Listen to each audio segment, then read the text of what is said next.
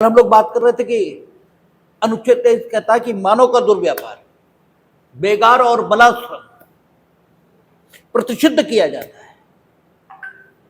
और अगर मानव का दुर्व्यापार, बेगार और बलात्श्रम ये किसी के द्वारा कराया जाता है तो उसे विधि के अनुसार दंडित किया जाएगा।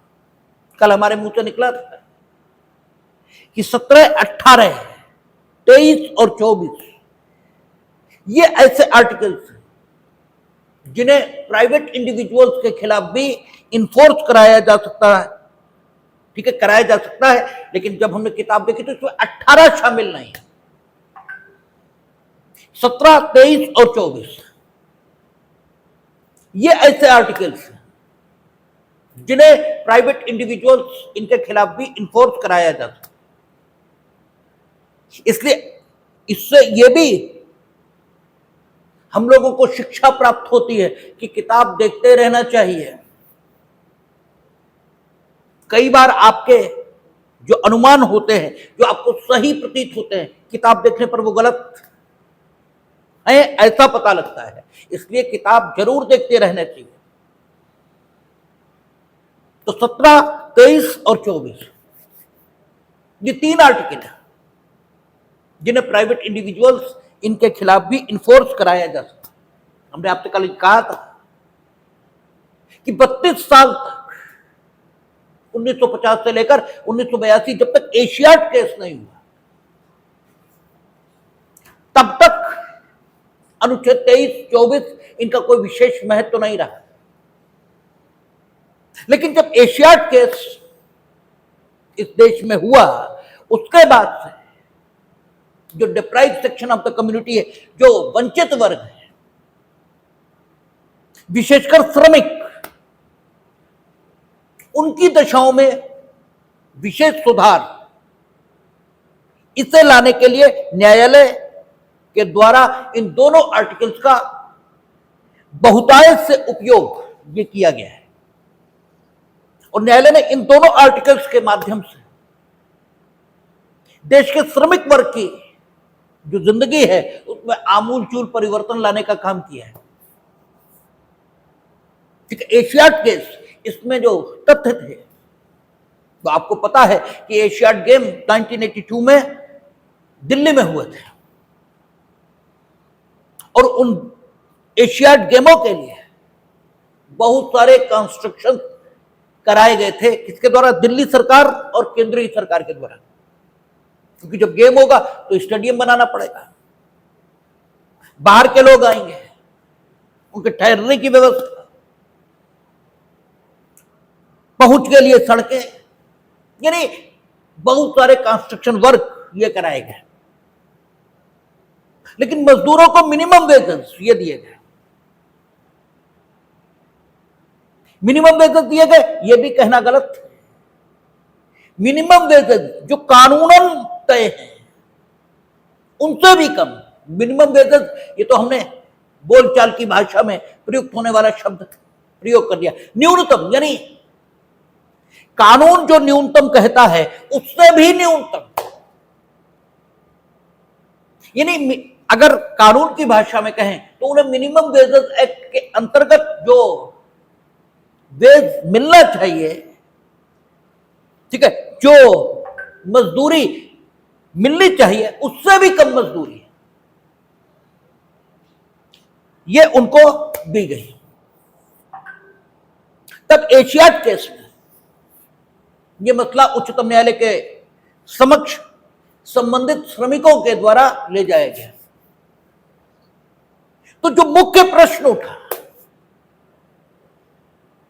वो मुख्य प्रश्न बलाश्रम इस शब्द के बारे में उठा था। और इस बलाश्रम शब्द की व्याख्या यही एशियाड केस का,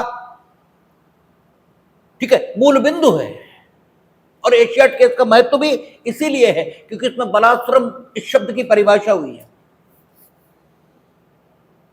जो मुख्य रूप से, क्योंकि इसमें उन्होंने जो शब्द प्रयोग किए हैं अनुच्छेद 23 में, देखें क्या कहता है, मानव का दुर्व्यापार और बेगार तथा इसी प्रकार का अन्य बलाश्रम ठीक है, यानी मानव का दुर्व्यापार करके जो उससे बलात्संग कराया जाता है, बेगार के रूप में जो उससे बलात्संग कराया जाता है, उसी प्रकार का अन्य बलात्संग इसे प्रतिषिद्ध किया जाता है। यानी बलात्संग परिभाषित नहीं है। ठीक है, पूर्ण निश्चितता के साथ अनुच्छेद 23 में यह नहीं बताया गया कि बलात्संग क्या है, बल्कि अनुच्छेद 23 की जो शब्दावली है वो सजाति के नियम के अनुसार बलात्संग को परिभाषित करने की अपेक्षा यह न्यायालय से करती है, क्योंकि उसने शब्द क्या प्रयोग किए, मानव का दुर्व्यापार और बेगार तथा इसी प्रकार का अन्य बलात्संग, यानी वो बेगार को भी बलात्संग मानना है, वो मानव के दुर्व्यापार को भी बलात्संग मानना है, और इसी प्रकार के जो अन्य बलात्संग हैं उनको भी बलात्संग मानना है। ठीक है ना। तो जब पिटीशन एशियाड केस में आई तो जो मुख्य तर्क था उनका, जो पिटीशन का विरोध कर रहे थे, यानी जो गवर्नमेंट कॉन्ट्रैक्टर्स थे जिन्होंने उन श्रमिकों को न्यूनतम मजदूरी अधिनियम से कम मजदूरी पर नियोजित कर रखा था, उनके वकीलों का जो तर्क था वो तर्क यह था कि मानव का दुर्व्यापार,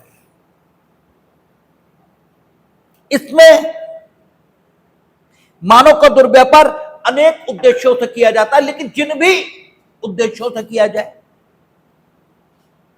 उस उद्देश्य में मानव के दुर्व्यापार को करने के उपरांत मानव को लगाए जाने की दशा में मानव के द्वारा जो दुर्व्यापार करके संबंधित उद्देश्य में लगाया गया है उसके द्वारा श्रम किए जाने के बाद भी एक भी पैसा बिना दिए उससे श्रम कराया जाता है। ठीक है ना। उसकी मानव के दुर्व्यापार के द्वारा जिस बलात्संग को प्राप्त किया जाता है उसकी जो विशेषता है, उसका जो स्पेसिफिकेशन है, उसका जो मेन कैरेक्टरिस्टिक है, उसकी जो मुख्य चारित्रिक विशेषता है वो यही है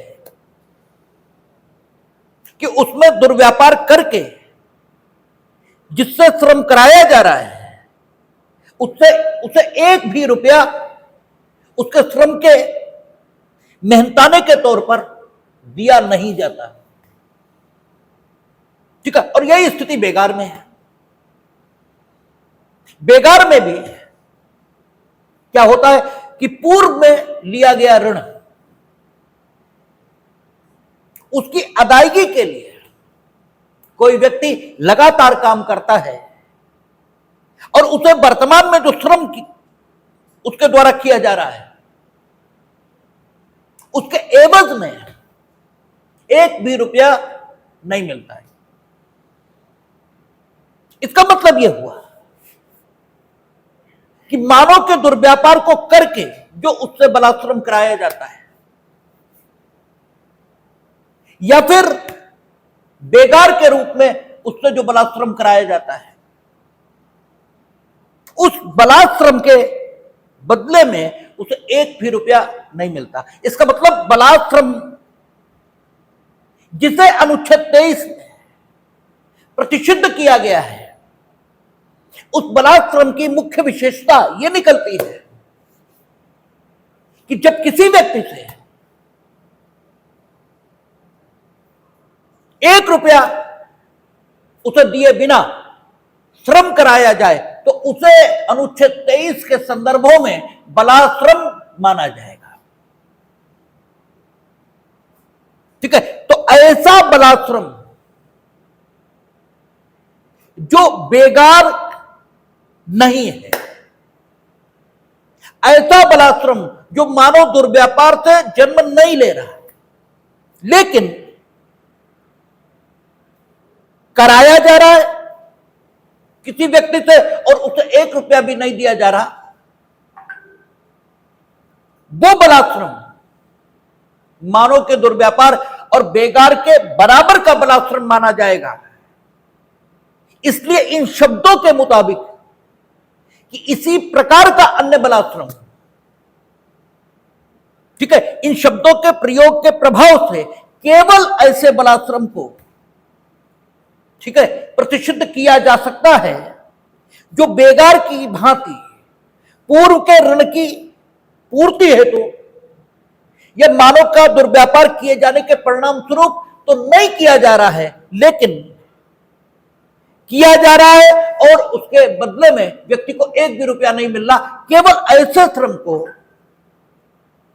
इसी प्रकार का अन्य बलात्सम माना जा सकता है जो अनुच्छेद 23 के मुताबिक विधि अनुसार दंडनीय हो सकता है।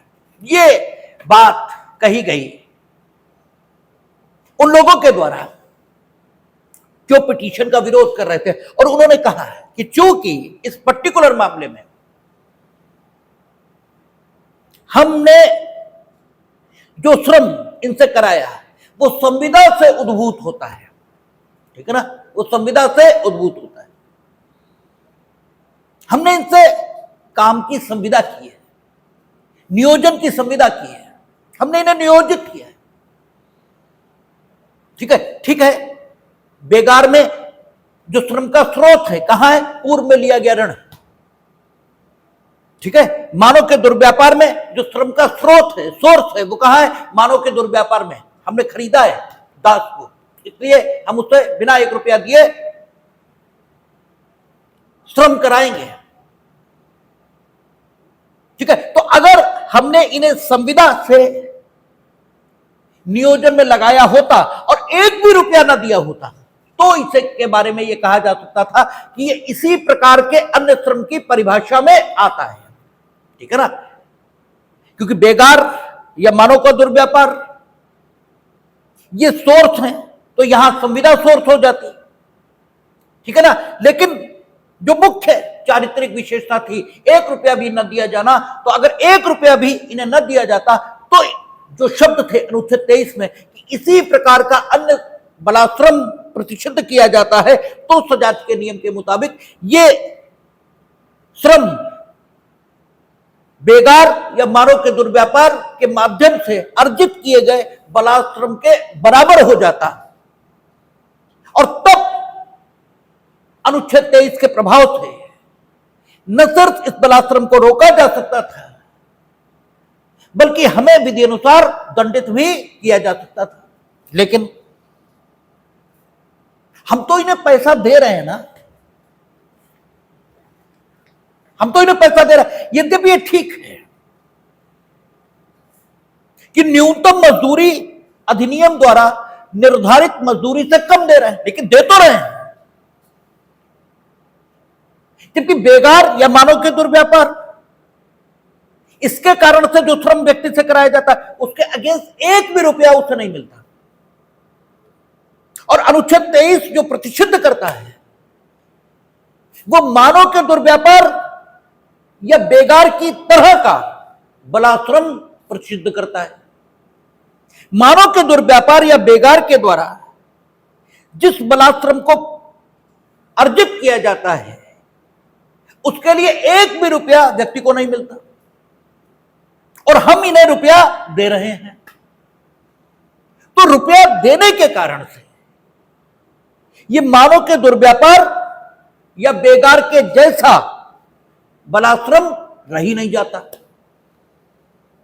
और जब उस लेवल का ये बलात्सम या उस तरह का बलात्सम ये रह ही नहीं जाता, तो फिर अनुच्छेद 23 इस बलात्सम के संबंध में लागू ही नहीं होता। क्योंकि अनुच्छेद 23 किस बलात्सम के संबंध में लागू हो रहा? वो बलात्सम जो बेगार या मानव के दुर्व्यापार की तरह का है, क्योंकि उसने लिखा कि मानव का दुर्व्यापार और बेगार और इसी तरह के अन्य बलात्सम ये प्रसिद्ध किए जाते हैं। बलात्सम प्रसिद्ध नहीं है, मानव का दुर्व्यापार या बेगार की तरह का बलात्सम ये प्रसिद्ध है।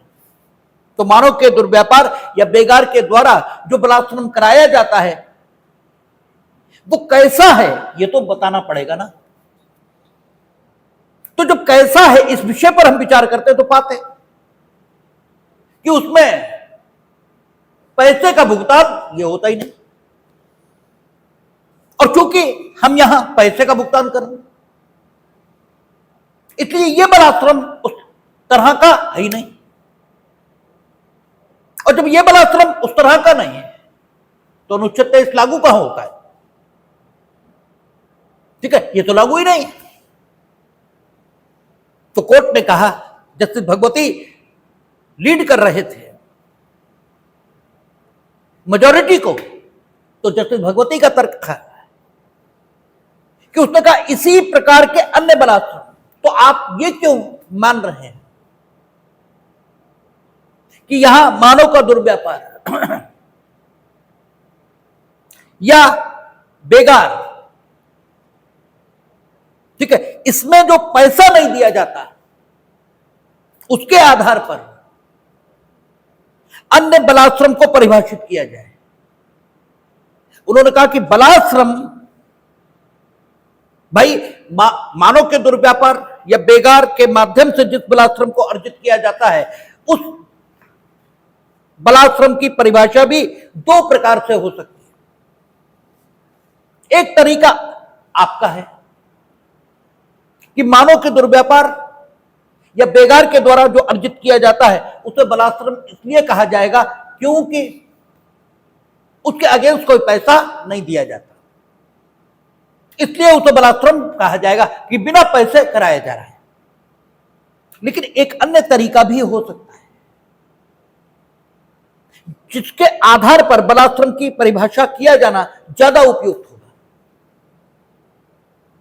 उन्होंने कहा कि मानव का दुर्व्यापार या बेगार के माध्यम से जिस बलात्संग को अर्जित किया जाता है उसकी मुख्य विशेषता यह भी है कि वो मानव की इच्छा के विरुद्ध कराया जाता है। उसके संबंध में मानव को अपनी इच्छा और स्वतंत्रता से किसी भी कार्य के संबंध में जो दो विकल्प करने या न करने के प्राप्त होते हैं वो मानव के दुर्व्यापार या बेगार के माध्यम से जो उससे बलात्संग कराया जाता है उस कार्य के संबंध में उसे प्राप्त होते ही नहीं। ठीक है, मानव का दुर्व्यापार और बेगार के माध्यम से जो बलात्संग कराया जाता है व्यक्ति से, उसकी परिभाषा व्यक्ति की इच्छा के मुताबिक यह व्यक्ति को काम के संबंध में प्राप्त विकल्पों के मुताबिक करने में भी कोई परेशानी नहीं है। और अगर हम ये परिभाषा स्वीकार करें कि बलात्संग उसे कहते हैं जिसे करने या न करने के संबंध में व्यक्ति को कोई विकल्प प्राप्त ही न हो, बल्कि वो एक विशेष दिशा में अर्थात कार्य को करने की दिशा में ही अपनी इच्छा को प्रकट करने के लिए विवश किया गया, तो जब वो काम को करेगा तो काम को करने के लिए जो श्रम लगाएगा उसे बलात्संग कहा जाता है। डेफिनेशन ये भी हो सकती है। और अगर ये डेफिनेशन हम स्वीकार कर लें कि जिसे व्यक्ति स्वेच्छा से नहीं कर रहा बल्कि किसी मजबूरी में कर रहा है, किसी विवशता में कर रहा है, उसे बलात्संग कहते हैं, तो फिर ये जो आप करा रहे हो ये भी बलात्संग की परिभाषा में आ जाएगा।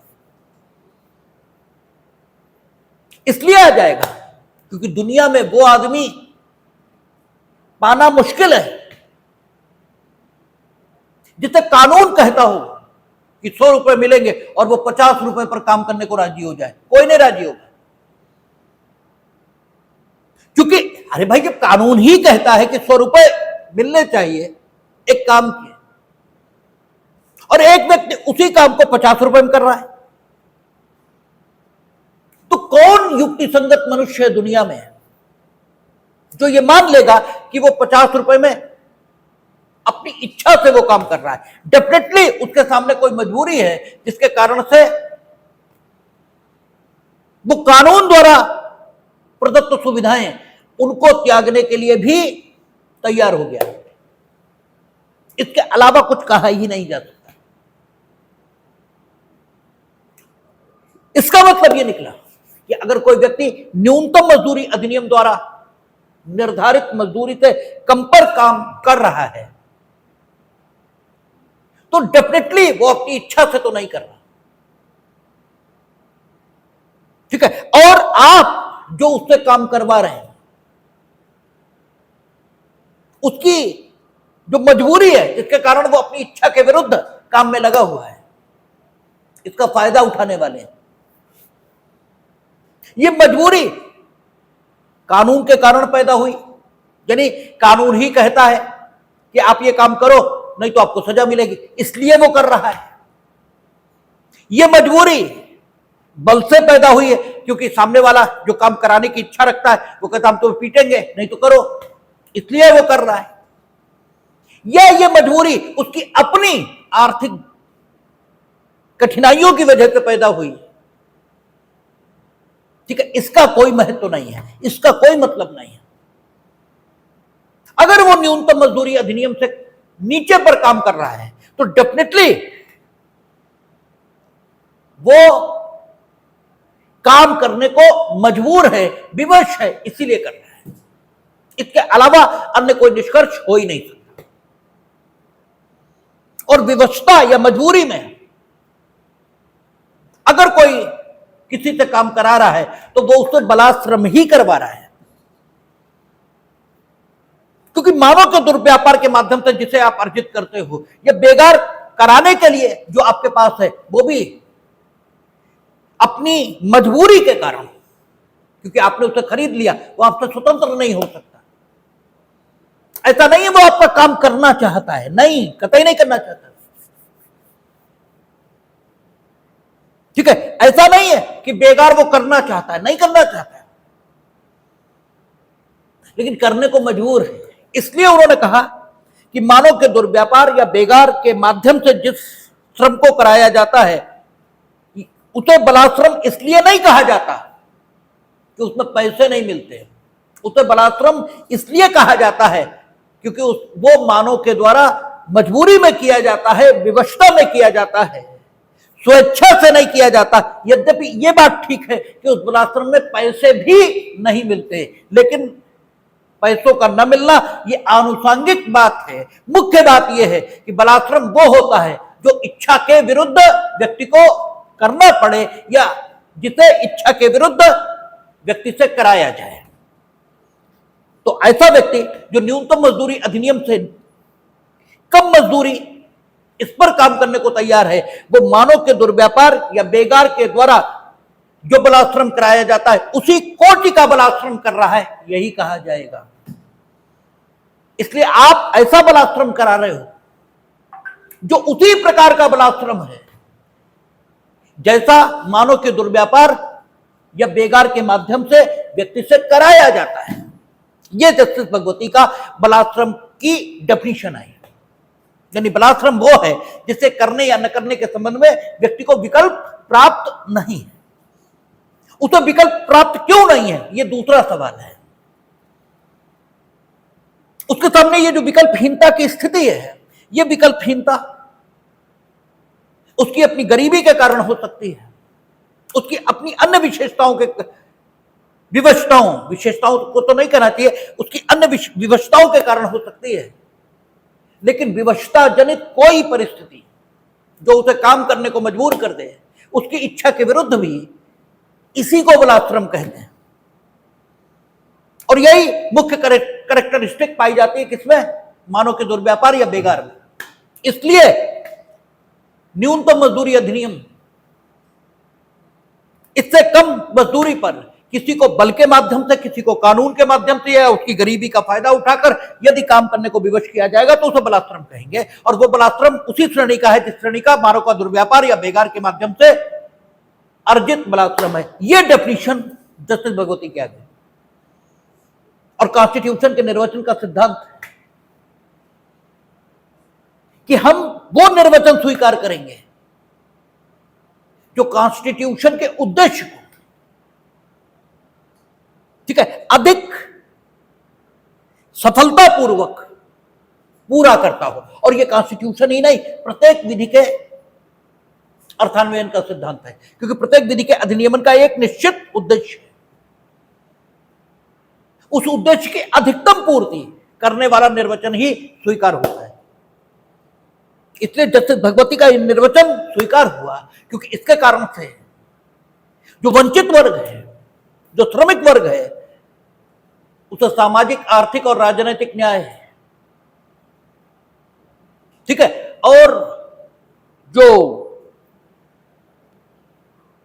Directive principle of the state policy में कर्मकारों के संबंध में अनुच्छेद 43, 41 आदि में कहा गया है, उसको लागू करने में सहायता ये प्राप्त हो रही। इसलिए जस्टिस भगवती का यही अर्थान्वयन स्वीकार हुआ बलाश्रम के संबंध में। और जो प्रभाव मेनका गांधी का हुआ, ठीक, अनुच्छेद 21 के संबंध में, वही प्रभाव जस्टिस भगवती के इस बलाश्रम की डेफिनेशन का हुआ, ठीक, अनुच्छेद 23 और 24 के संदर्भ में। और जैसे ये व्याख्या आई, वैसे ही न्यायालय के हाथ में श्रमिकों की दशा सुधारने के लिए एक इंस्ट्रूमेंट, एक उपकरण आ गया। इसके बाद राजस्थान में सूखा पड़ा, ठीक है, तो एक एक्ट बना हुआ है,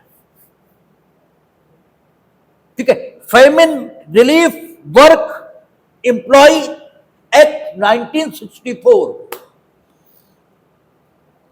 ठीक है, फेमिन रिलीफ वर्क, ठीक है, फेमिन रिलीफ वर्क, ठीक है, नहीं, फेमिन रिलीफ वर्कर ऐसे करके है, नहीं, हाँ ठीक है, फेमिन रिलीफ वर्क एक्ट 1964। इस एक्ट के अंतर्गत जब स्टेट गवर्नमेंट द्वारा या सेंट्रल गवर्नमेंट द्वारा काम कराया जाएगा, तब सेंट्रल गवर्नमेंट या स्टेट गवर्नमेंट को यह शक्ति प्राप्त रहेगी कि जो श्रमिक विधियां हैं, ठीक है, वो उस कानून के संबंध, वो उस काम के संबंध में लागू नहीं होंगी जो फेमिन रिलीफ वर्क के रूप में कराया जा रहा है, उसके संबंध में लागू नहीं होंगी। क्योंकि फेमिन रिलीफ वर्क ये होता है कि आवश्यकता तुरंत नहीं है उस काम को करने की, उस काम को करने की तुरंत आवश्यकता नहीं, लेकिन लोगों को सूखे के कारण या आपात स्थिति के कारण जिस स्थिति का सामना करना पड़ रहा है, उसमें उन्हें पैसा दिया जा सके, इसलिए स्टेट ऐसा काम शुरू कर देती है जो तुरंत जरूरी नहीं है। ठीक, कहीं सड़क बनवाना शुरू कर दी, कहीं रेल लाइन बिछवाना शुरू कर दी, ताकि लोगों को काम मिले और उन्हें कुछ पैसा मिल सके। इसलिए, और फिर उस काम के संबंध में लेबर लॉज लागू नहीं होते। तो राजस्थान में सूखे के कारण से एक सड़क बनानी शुरू की गई राजस्थान पीडब्ल्यूडी के द्वारा, और उसमें न्यूनतम मजदूरी अधिनियम से कम मजदूरी पर काम कराया जा रहा था। उच्चतम न्यायालय के समक्ष पुनः मामला पहुंचा एशियाड केस के प्रभाव से। फिर किस मामले में? मामले का नाम था संजीत राय। ठीक है, संजीत राय वर्सेस यूनियन ऑफ इंडिया कल बताया था, स्टेट ऑफ राजस्थान बताया था, जो बताया था वही। हाँ, तो संजीत राय वर्सेस स्टेट ऑफ राजस्थान, इसमें मामला फिर सुप्रीम कोर्ट पहुंचा। अब राज्य सरकार का तर्क यह था कि हम सड़क फेमिन रिलीफ वर्क एक्ट 1964 उसके अंतर्गत बना रहे हैं, और अगर आपने न्यूनतम मजदूरी देने के लिए हमें मजबूर किया, ठीक है, तो दो बात है। पहली बात तो ये कि उस एक्ट के अंतर्गत जब काम कराया जाता तो लेबर लॉज लागू नहीं होते, क्योंकि वो लेबर लॉज एग्जम्पशन, ठीक है, इसको प्रावधानित करता है कि लेबर लॉज से वो काम एग्जम्प्ट रहेगा। और दूसरा, अगर हमने न्यूनतम मजदूरी दी तो जो हमारा लक्ष्य है कि हम अधिकतम लोगों को लाभ पहुंचाएं, ठीक है, जो अधिकतम प्रभावित लोग हैं, ठीक है ना, अकाल पीड़ित हैं, जो अकाल पीड़ितों की मैक्सिमम संख्या है, उसको जो हम रिलीफ पहुंचा सकते हैं। अगर आपने न्यूनतम मजदूरी देने के लिए हमें विवश किया तो हम अकाल पीड़ितों की अधिकतम संख्या को लाभ नहीं दे पाएंगे। इसलिए हमें न्यूनतम मजदूरी देने के लिए यहां विवश नहीं किया जाना चाहिए, ठीक है। कोर्ट ने इस बात को नहीं माना। कोर्ट ने कहा, पहली चीज आप ये बताइए कि आप जो काम करवा रहे हो, क्या उससे सोसाइटी लाभान्वित नहीं होगी? ठीक है, सोसाइटी तो लाभान्वित होगी ना। सड़क तो बनी रही है, ये ठीक है कि सड़क तुरंत बनाना जरूरी भले ही ना हो, लेकिन सड़क तो बन रही है और सड़क सोसाइटी को लाभ नहीं पहुंचाएगी। और सोसाइटी को रिप्रेजेंट कौन करता है? आप, यानी स्टेट ही तो करता है भाई। सोसाइटी, इसे रिप्रेजेंट कौन कर रहा है? स्टेट,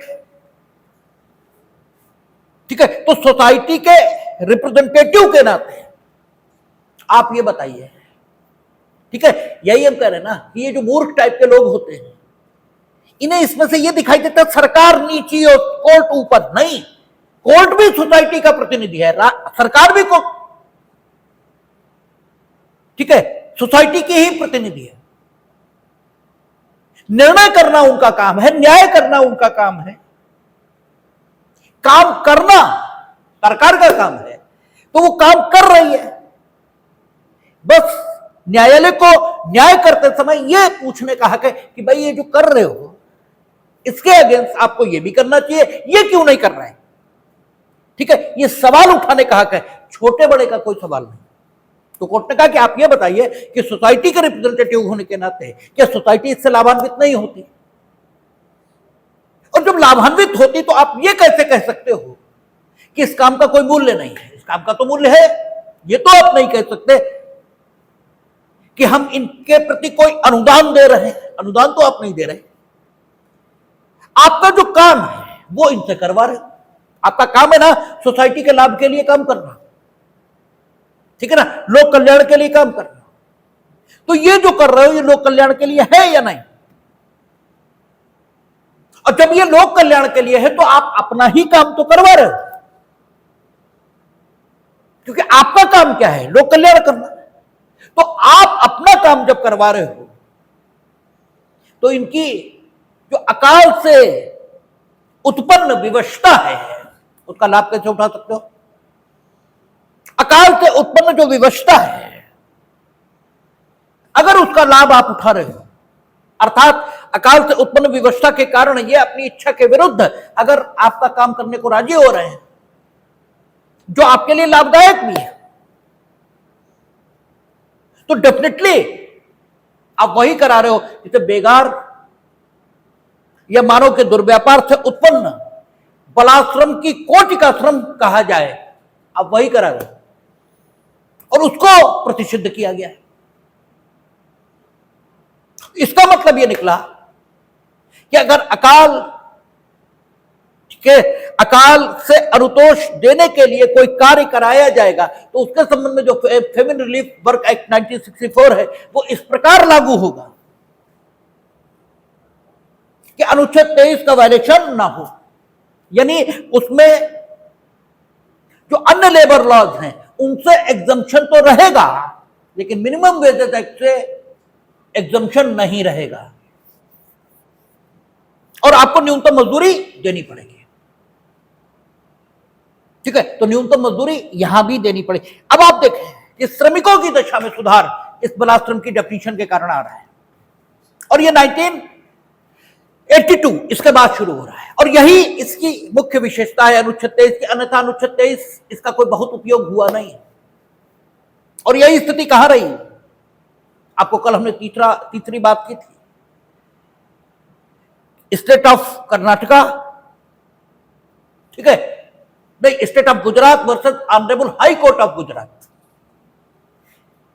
ठीक है, state of Gujarat versus honourable high court of Gujarat, इस मामले का जो जन्म हुआ था Rohit versus general manager IFFCO, इस मुकदमे में दिए गए निर्णय के परिणाम स्वरूप यह मामला सामने आया था।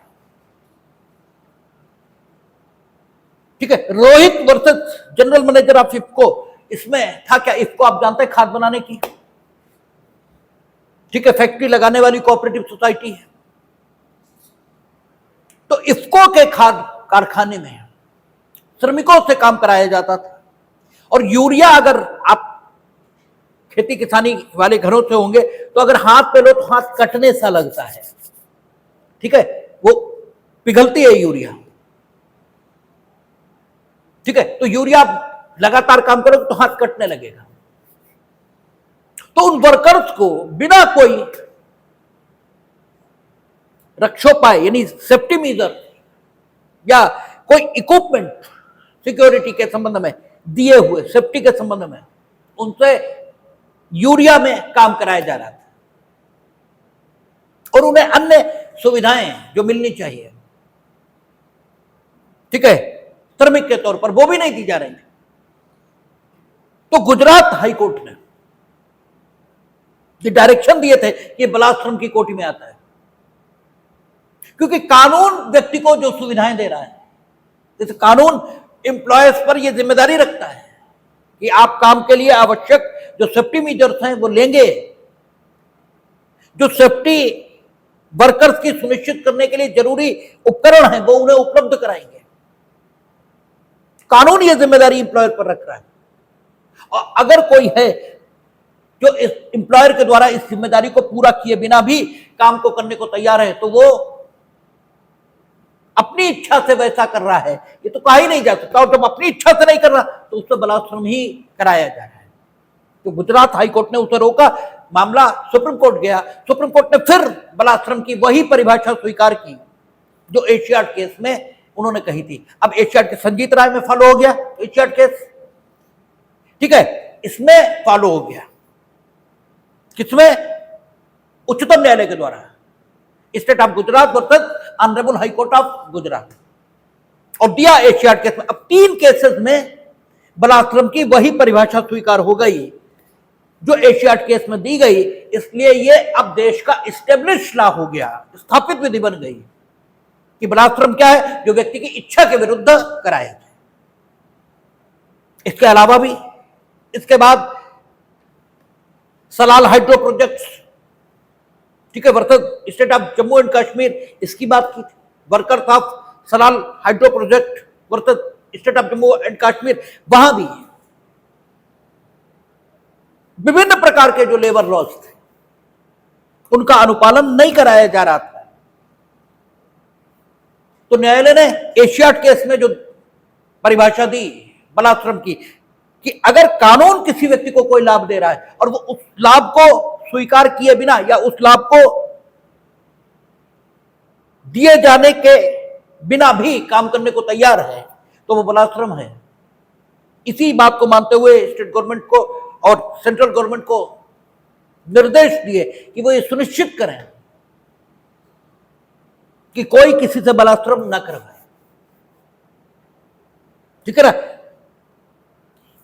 इसके अलावा अनुच्छेद 23 में जब यह व्याख्या आई तब जो बंधुआ मुक्ति मोर्चा,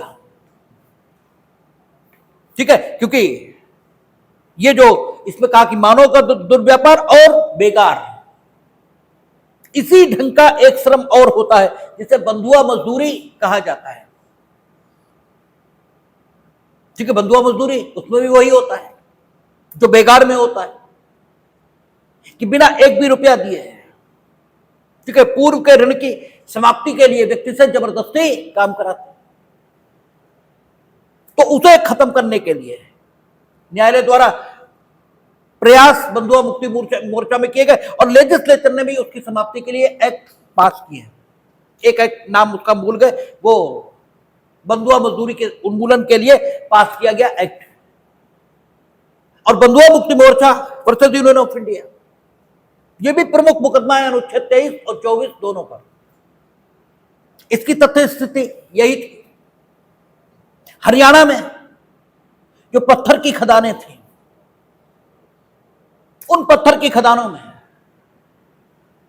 श्रमिकों से बिना किसी रक्षा के या सेफ्टी मेजर लिए काम कराया जा रहा था, और उन्हें रहने के लिए जो झोपड़ियां दी गई थी उनमें छत नहीं थी, कोई मेडिकल फैसिलिटी नहीं, और न्यूनतम मजदूरी से कम मजदूरी पर उन्हें काम कराया जा रहा था। तब तक अनुच्छेद 21 की व्याख्या भी आ चुकी थी, क्योंकि अनुच्छेद 21 की जो मेनका गांधी की व्याख्या है वो तो 1978 में ही आ गई। 1982 में एशियाड केस आया, और एशियाड केस के बाद बंधुआ मुक्ति मोर्चा आया, तो उसमें उन्होंने पहले ही कह रखा है मेनका गांधी में कि जीवन का अर्थ गरिमापूर्ण जीवन है, पशुवत जीवन नहीं है। वही बात बंधुआ मुक्ति मोर्चा में दोहराई, और यह कहा कि बंधुआ मुक्ति मोर्चा में जो आप करा रहे हो इनसे ऐसी परिस्थिति में काम कि रहने के लिए जो आपने दिया उसे घर नहीं कह सकते, काम करने के लिए जो आपने काम की दशाएं दी हैं वो अनुच्छेद 43 के एकदम विपरीत है। काम की मानवीय दशाएं उन्हें नहीं कह सकते।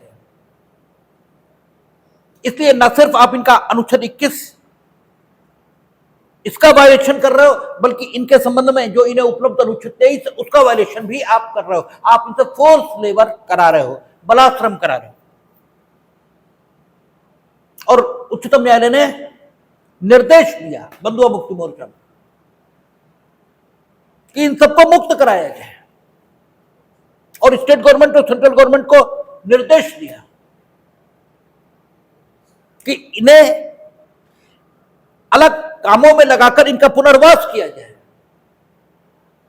और अगर ये यहीं रहे तो ऑब्जर्व किया जाए, इस बात का पर्यवेक्षण सुपरविजन ये किया जाए कि इनके संबंध में लेबर लॉज लागू हो।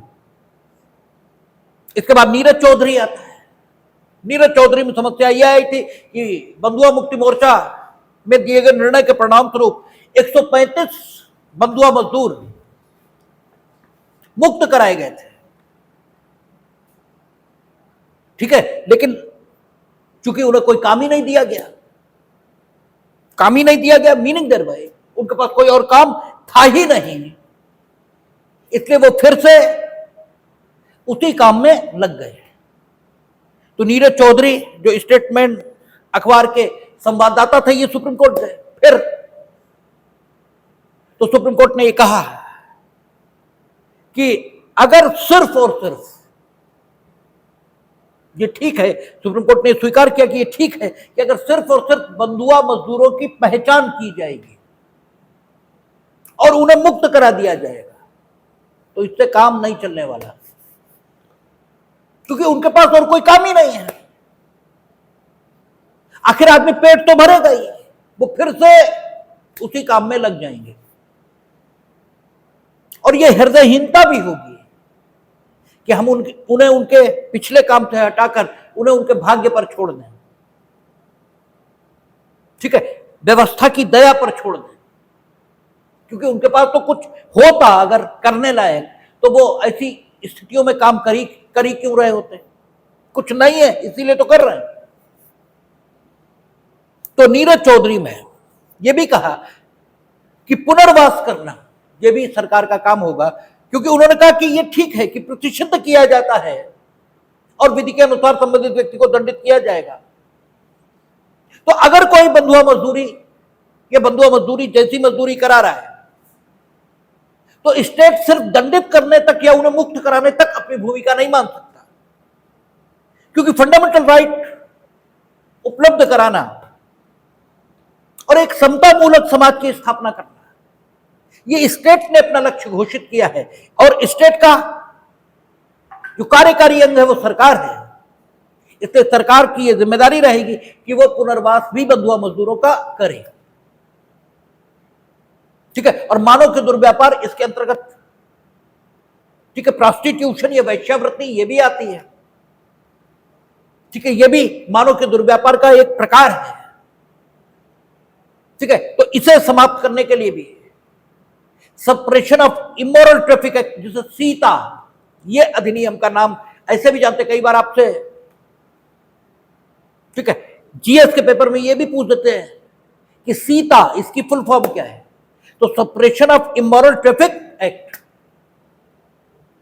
ठीक है, ये प्रोस्टिट्यूशन को समाप्त करने के लिए और जो वैश्याएं हो गई हैं उनको समाज की मुख्य धारा में पुनः वापस लाने के लिए, पुनर्वास करने के लिए बनाया गया अधिनियम, ठीक है। इसके संबंध में Gaurav Jain versus union of India, यह मुकदमा सुप्रीम कोर्ट में गया है और सुप्रीम कोर्ट ने वैश्याओं के बच्चों के संबंध में और उनके पुनर्वास के संबंध में, ठीक है, गाइडलाइंस इस मुकदमे में दी। तो एशियाड केस के बाद जो बलाश्रम की परिभाषा आई उसमें अनुच्छेद 23 को और अनुच्छेद 24 को, विशेषकर अनुच्छेद 23 को श्रमिक वर्ग की दशा में सुधार लाने का माध्यम ये इस रूप में विकसित किया है। अब केवल अनुच्छेद 21A और 24 ये दो बचे, इन पर बात हम लोग कल कर लेंगे और ईश्वर ने चाहा तो परसों से आपका धर्म की स्वतंत्रता इससे संबंधित बात